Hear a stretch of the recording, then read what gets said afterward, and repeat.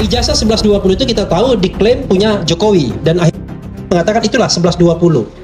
Dia mengatakan hasilnya adalah 1115 dan 1117 itu identik. Tetapi 1115 tidak identik dengan 1120. 1117 tidak identik dengan 1120.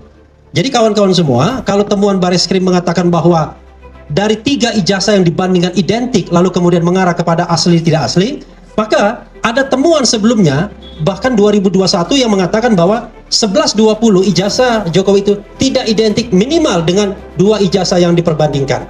Pertanyaannya adalah, kalau misalnya sebuah ijazah itu dikeluarkan pada saat yang bersamaan, sama-sama tertanggal 5 November ya 1985, maka secara teoritis harus identik semua. Tidak boleh ada yang berbeda.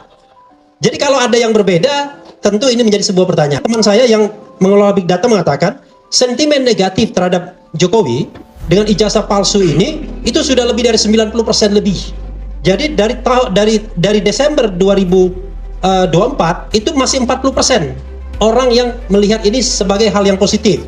Tapi turun terus sekarang sudah 90% lebih orang melihatnya negatif. Saya balik ya. Jadi yang positif hanya kurang dari 10%, 8% sekian. Jadi kalau mau lihat datanya bisa di saya. Nah, intinya adalah terlepas dari apa yang disampaikan oleh Bareskrim, maka sesungguhnya insya Allah masyarakat jauh lebih percaya bahwa hasil Bareskrim itu harus dibaca sebaliknya. Ya, jangan dibaca as it is, dibaca sebaliknya. Kalau Bareskrim mengatakan asli, mungkin aslinya tidak asli, mungkin ya. Jadi jangan dinilai benar dan salahnya, tapi saya menyampaikan data yang saya peroleh. Nah, yang paling penting dicek apakah saya menyampaikan data yang benar atau tidak. Ya, itu satu. Yang kedua, memang kalau kita lihat dari Bareskrim itu, pertama ya kita agak bingung kenapa dia tidak memunculkan ijazah yang 1120 dalam kondisi berwarna lurus begitu kan, sebagaimana fotokopinya. Kenapa? Saya menduga kalau itu ditampilkan nanti Rismon meneliti lagi. Jadi memang pandai itu. Karena itu dia cuma tampilkan dalam kondisi miring kan.